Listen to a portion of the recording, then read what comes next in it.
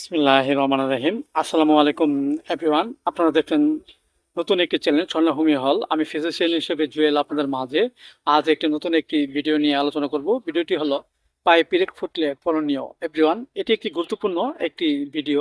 পিরেক বিভিন্ন ধরনের হয়ে থাকে। কাচের গুঁড়া পিরেক, লোহার পিরেক, পাঁচ ছাল ইত্যাদি বিভিন্ন ধরনের পিরেক হয়ে থাকে। এই পিরেক যদি আমাদের পায়ে ফুটে তাহলে দেখা যায় আমাদের চলাফেরা বা হাঁটাচলা করতে অনেকটা বিপদের সম্মুখীন হতে হয়। সেভিয়ান, এই রোগটি আমাদের মাঝে হলে আমরা কিছু হোমিওপ্যাথিতে কিছু করণীয় বিষয়গুলো জেনে সুস্থ হতে পারি। যেমন দেখা যাচ্ছে একজন ব্যক্তি কোথাও ঘুরতে গিয়েছে বা খেলতেছে, হঠাৎ তার পায়ে অনাকাঙ্ক্ষিত ভাবে কোনো কিছু ফুটে এবং ব্যথা করে, ব্যথাটা যন্ত্রণাদায়ক হয়, সহজে সরতে চায় না।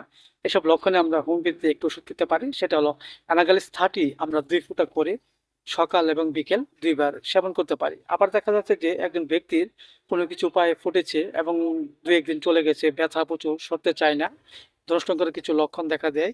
এসব লক্ষণে আমরা হোমিওপ্যাথিতে আরেকটা ওষুধ খেতে পারি। সেটা হলো হাইপেরকাম 200 আমরা 2 ফোঁটা করে সকাল এবং বিকেল 2 বার সেবন করতে পারি। আবার দেখা যাচ্ছে যে একজন ব্যক্তি কোথাও ঘুরতে যাওয়ার ফলে তার পায়ে লোহা কিংবা পিরেক ফুটেছে এবং খুব ব্যথা করে, ব্যথাটা খুব যন্ত্রণাদায়ক, সহজে সরতে চায় না।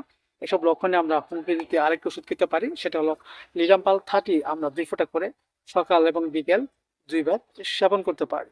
পাশাপাশি আমরা একটি বাইকিং বড়ি খেতে পারি। সেটা হলো সালোসিয়া 6 4টি করে চিবিয়ে আমরা হালকা গরম উষুম পানি সকাল এবং বিকেল 2 বার সেবন করতে পারি। এর ফলে আমাদের মাঝে পায়ে যদি কোনো কিছু ফুটে তা ওষুধের মাধ্যমে বের হয়ে যাবে এবং আমাদের মাঝে সুস্থ বোধতা ফিরে আসবে। সেভিওয়ান, ভিডিও সম্পর্কে যদি কোনো মতামত থাকে তাহলে অবশ্যই আপনারা কমেন্টস বক্সে আপনাদের নিজস্ব মতামত জানাতে পারেন এবং ভিডিওটি ভালো লাগলে অবশ্যই আপনারা লাইক দিয়ে আমার এই নতুন চ্যানেলটি সকলের মাঝে সবাই শেয়ার করে দিবেন। সবাই ভালো থাকেন, সুস্থ থাকেন।